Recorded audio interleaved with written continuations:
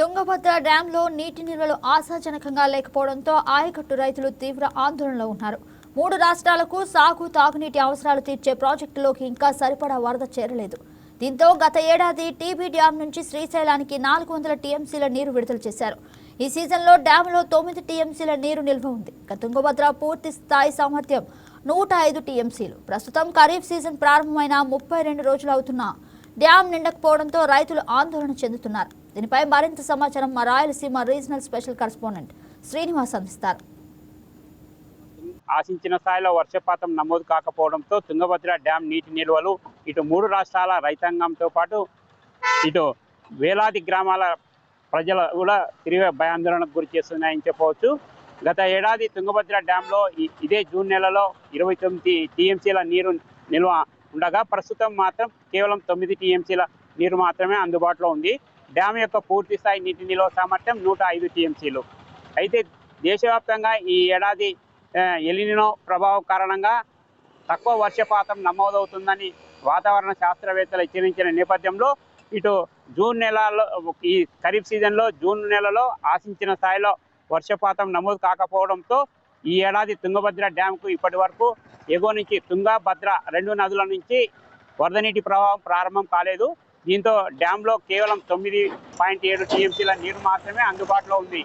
ఈ డ్యాంపై ఇటు ఆయకట్టు సాగుతో పాటు తాగునీటిని పరిశీలిస్తే మాత్రం ఇటు 3 రాష్ట్రాలలో ఏపీ, తెలంగాణ, కర్ణాటక ఈ 3 రాష్ట్రాలలో దాదాపుగా 17 లక్షల ఎకరాల ఆయకట్టు భూములకు సాగునీరుతో పాటు వేలాది గ్రామాల ప్రజలకు తాగునీటిని కూడా తీర్చాల్సి ఉంది. అయితే ఈ ఏడాది ఆశించిన స్థాయిలో వర్షపాతం నమోదు కాకపోవడంతో ఇటు తుంగభద్ర డ్యాంలో కేవలం 9 టీఎంసీల నీరే ఉండడం, ఖరీఫ్ సీజన్ ప్రారంభమై నెల ఒక 25 రోజులు గడిచిన ప్రాజెక్టులోకి చుక్క నీటి ప్రవాహం కూడా కొనసాగకపోవడంతో ఈ ఏడాది ఖరీఫ్ సీజన్లో తుంగభద్ర డ్యాం నుంచి నీటి విడుదల అవుతుందా లేదా అన్న అనుమానాలు రైతులలో వ్యక్తమవుతున్నాయి. ఇటు 3 రాష్ట్రాలలో తుంగభద్ర డ్యాం నీటి ఆధారంగా సాగవుతున్న ఆయకట్టును పరిశీలిస్తే మాత్రం ఇటు ఏపీలో తుంగభద్ర దిగువ కాలువ కింద 1,51,134 ఎకరాలు సాగు కావాల్సింది. అదేవిధంగా కర్నూలు జిల్లాలో కర్నూలు కేసీ కెనాల్ కింద కర్నూలు కడప జిల్లాలో దాదాపు 2,65,628 ఎకరాలు సాగు కావాల్సింది. ప్రస్తుతం మనం కేసీ కెనాల్ వద్ద ఉన్నాము. ప్రస్తుతం చూస్తున్నాం కేసీ కెనాల్ లో నీటి ప్రవాహం లేక కేవలం మొత్తం కేసీ కెనాల్లో మొత్తం పెరిగిపోవడం, ఈ కెనాల్ అంతా దుర్గంధభరితంగా కనిపిస్తున్న పరిస్థితి మాత్రం చూస్తున్నాము. కేసీ కెనాల్ కింద దాదాపు 2 జిల్లాలలో కర్నూలు కడప జిల్లాలో 2,68,628 ఎకరాలకు సాగునీరు విడుదల కావాల్సి ఉంది. అదేవిధంగా ఇటు అనంతపురం జిల్లాలో తుంగభద్ర హై లెవెల్ కెనాల్ కింద కూడా దాదాపు 1,80,000 ఎకరాలు సాగు కావాల్సి ఉంది. ఇటు తెలంగాణలో ఆర్డీఎస్ కింద 80,000 ఎకరాలు సాగు కావాల్సింది. అదేవిధంగా ఇటు కర్ణాటక రాయచూరు ప్రాంతంలో కూడా వేలాది ఎకరాల భూములు సాగు కావాల్సిన ఉంది. అయితే ఈ ఏడాది ఆశించిన స్థాయిలో వర్షపాతం నమోదు కాకపోవడంతో ఇటు 3 రాష్ట్రాలలో సాగునీటి విడుదల అనేది ప్రశ్నార్థకంగా మారింది.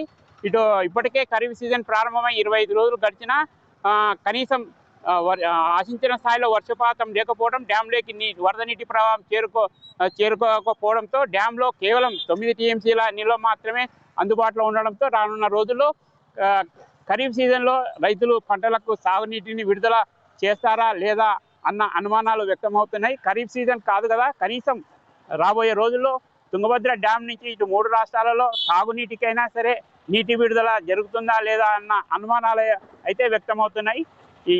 ఈసారి ఎలినినో ప్రభావం కారణంగా దేశవ్యాప్తంగా తక్కువ వర్షపాతం నమోదవుతుందన్న శాస్త్రవేత్తల హెచ్చరికలతో అప్రమత్తమైన ఎటువంటి అధికారులు కూడా ఈ ఎల్ఎల్సి తుంగభద్ర దిగువ కాలువతో పాటు తుంగభద్ర హై లెవెల్ కెనాలు అదేవిధంగా కేసీ కెనాల్ కింద కూడా రైతులు ఇప్పటి వరకు కూడా పంట సాగుకు ముందుకు రాలేకపోతున్నారు. కారణం ఈసారి ఆశించిన స్థాయిలో వర్షపాతం నమోదు కాదు, ఆశించిన స్థాయిలో వర్షపాతం కురవకపోవడంతో డ్యాంలో కూడా నీరు సమృద్ధిగా చేరుతుంది అన్న నమ్మకం లేకపోవడంతోనే ఇటు 3 రాష్ట్రాలలో లక్షలాది ఎకరాల రైతులు సాగు కూడా ముందుకు రాలేని పరిస్థితి కనిపిస్తుంది.